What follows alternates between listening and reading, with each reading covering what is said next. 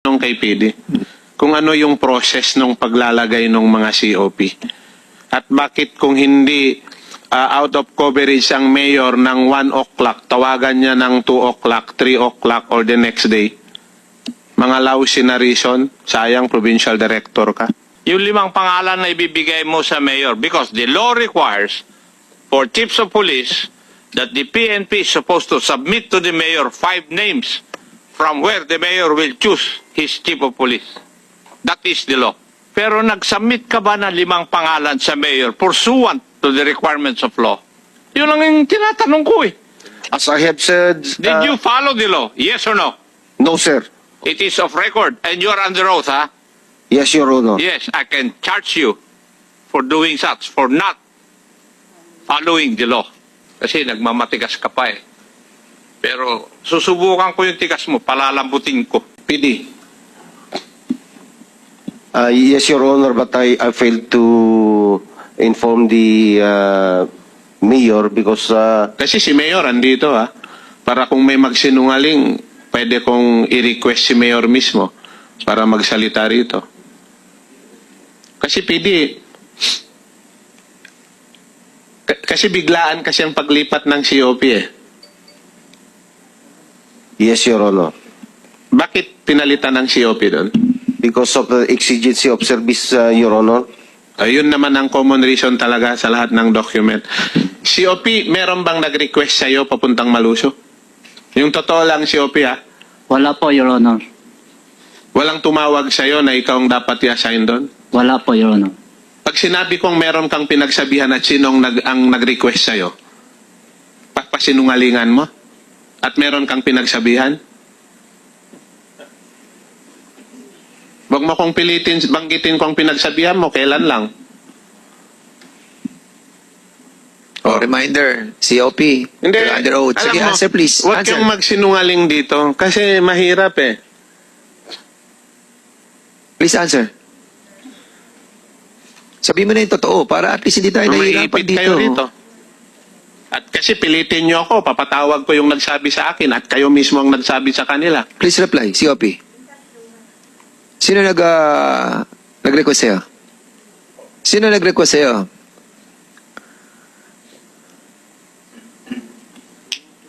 Iho. I cannot recall, Your Honor, kung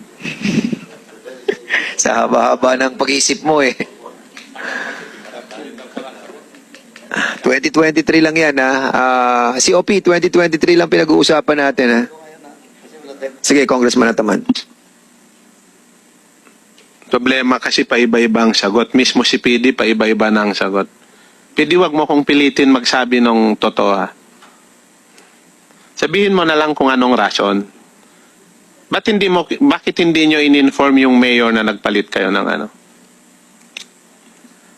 Your Honor, ang totoo po, tinatawagan ko po noon ang mayor, pero out of coverage po yung kanyang cellphone. So hindi mo pwedeng tawagan ulit bago mo gawin yung action mo, di ba? Kasi yun yung batas.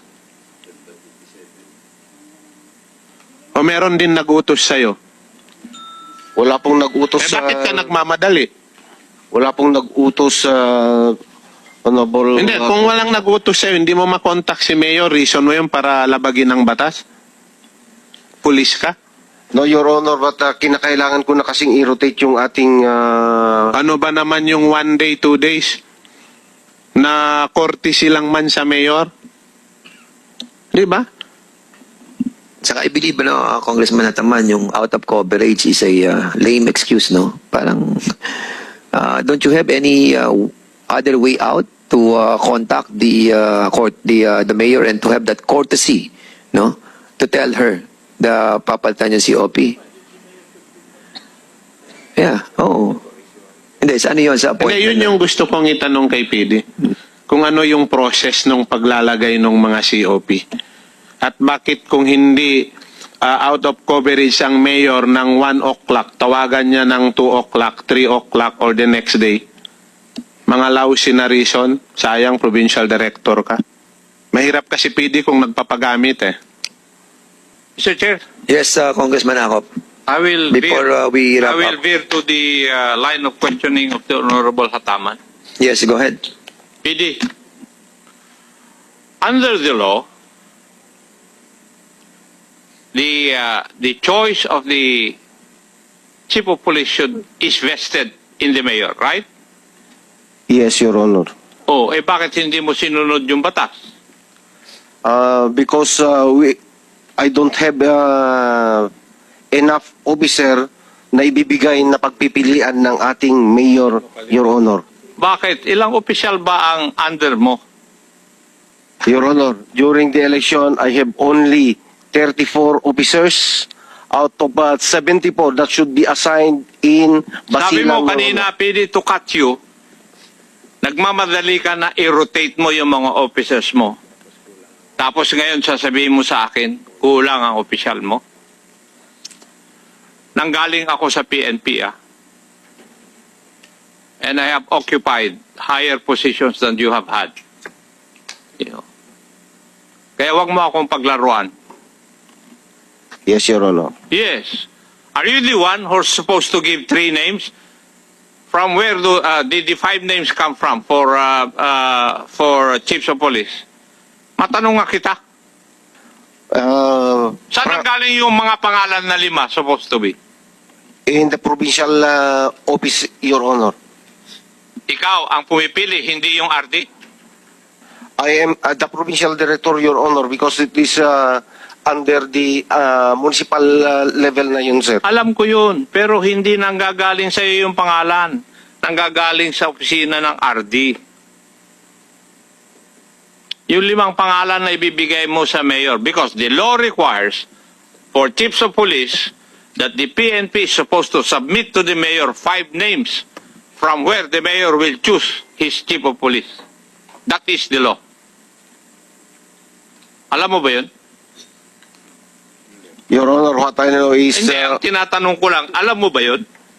Yes or no? You have reached that rank, hindi mo alam yung batas mo? Your Honor, I have different understanding on that, Your Honor. You have different understanding.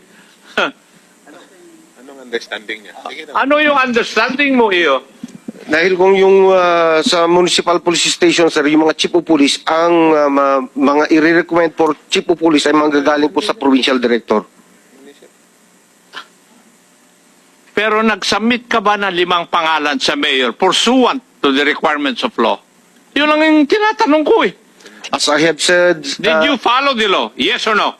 No, sir. No.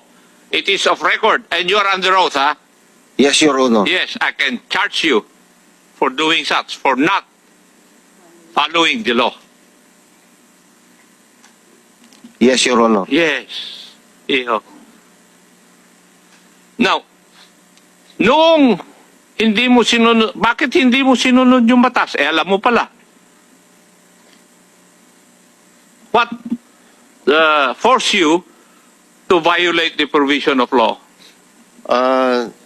The lack of officers Hey, to be... sabi mo lang kanina, kailangan mong i-rotate yung mga officers mo eh. And therefore, there are officers na i-rotate mo. Yes, Your Honor, I have officers to be rotated and it's not enough na magbigay ako ng 3 options sa mayor, Your Honor. Pidi, I'll make a report of this to the Chief of the Philippine National Police.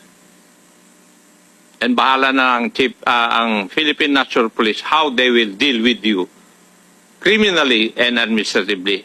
Alalahanin mo, iho, ako po ay naging Inspector General ng PCINP at naging Chief ng CIDG. Kaya alam ko lang at lahat ng batas na mababiolate mo. Ano, iho? According to your statement, you knowingly violated the law. Inamin mo nga na binayolate mo yung batas. Under oath.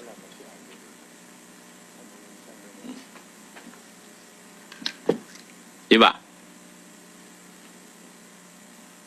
You have other reasons. You should have compelling reasons to tell us why you did not follow the requirements of the law. Tama? Kasi for a PNP officer of that rank, full colonel at that, ba-violate mo intentionally yung batas, at that is something, iho, with your rank and stature. Naintindihan mo yung sinasabi ko sa'yo?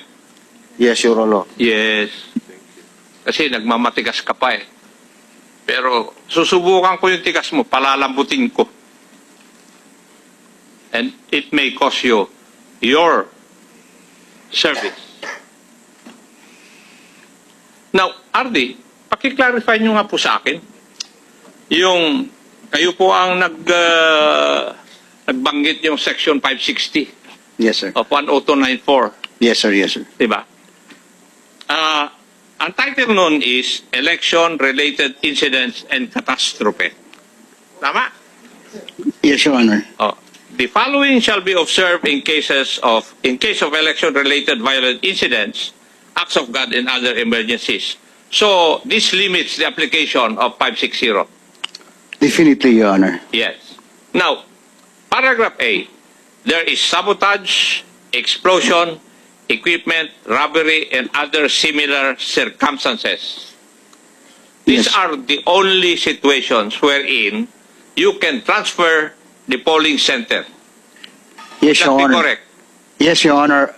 But with similar circumstances, Your You Honor. know, and other Similar. similar circumstances. Could you cite to me what circumstances are similar to sabotage? I believe that killings would be a similar circumstance. But, Your Honor, please, if I may proceed, this is the first time that it was included in our Yeah, I'm just asking you This kasi kayo particular po ang provision, kayo Your po Honor. dapat ang nakakalam ng meaning at saka intent or spirit of the law. Yes, Your Honor. Oh, di po ba? Kaya nga nagtatanong ako eh. Sabi ko nga for clarification eh. Kasi Yes, Your hindi Honor. ko rin maintindihan eh. Di ba? Yes, Your Honor. So, what would be similar to explosion?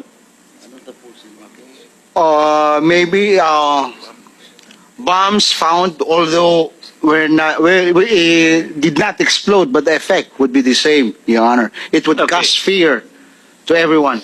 Yung equipment robbery, it's very specific. Equipment robbery. This equipment would refer to election paraphernalia. Definitely, Your Honor. Yes. Now, nakalagay sa Section 560, Paragraph A, so Paragraph 1, nakalagay, if required to leave the precinct. What does that mean? Actually, as I have said, pointed out a while ago, I want to point it out, Your Honor, that this is the first time that it was included in this COMELEC resolution. In fact, included even on the general instructions. Kaya we don't have any particular examples in the past. This is the first time, actually. So in other words, It's only, the commission in back only is the only authorized. But because of this inclusion, we were actually surprised on this, Your Honor. well, This is actually a sort of a vagueness on this particular provision. If required to leave the precinct, who will require them yes, to? that's my question. Maybe if you're going to analyze it, if the circumstances would require for them to leave the precinct just to preserve their safety, that would be the instance, Your Honor. But as I've said, no exact That's why I definition. premised my question on would this be the circumstances that would shall we say necessitate the transfer of the polling center. Di ba sabi niyo opo. Yes, sir. Yes, sir. So- Yeah, yes, Your Honor. So in other words, if we read the 560 paragraph A subparagraph 1, if required to leave the precinct, in other words, it refers to the circumstances. Yes, Your Honor. Okay, thank you.